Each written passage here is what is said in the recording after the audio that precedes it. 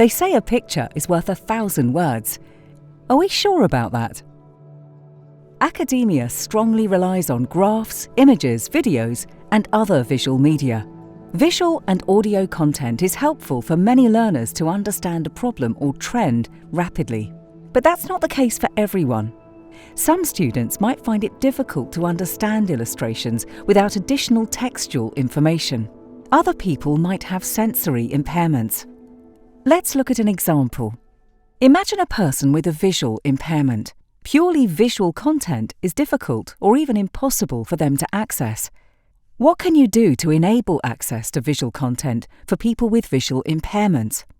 Many visually impaired people use screen readers to read digital textual content aloud. This means that any visually presented information should be made available in text form as well. If an image is accompanied by a short and concise embedded alternative text, a visually impaired person can get access to its contents. For more complex statistical charts or illustrations of complex relationships and processes, these alternative texts are not enough. Make sure that all relevant information conveyed by these charts and illustrations is addressed in the main text. Where this is not possible, detailed text alternatives can be provided in expandable elements or in linked documents. In these cases, the embedded alternative text serves to point out to people with visual impairments what the illustration is roughly about and where more comprehensive information can be found.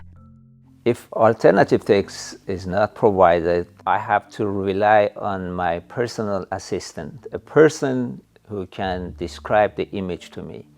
And that is time-consuming, is not always available, and makes me dependent on others.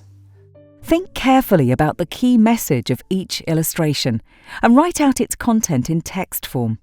The goal is not to describe every detail of the illustration, but rather to provide the most relevant information of the illustration in text form.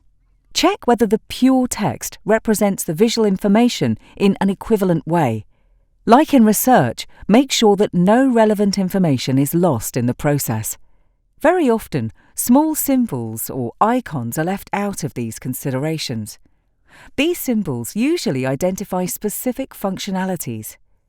A typical example is the printer icon for switching to the printer view. If we step back for a moment, textual descriptions not only help people with visual impairments, but everybody.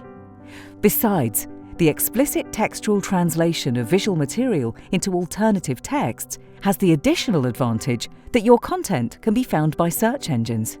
So next time you create visual content, remember to add textual content as well.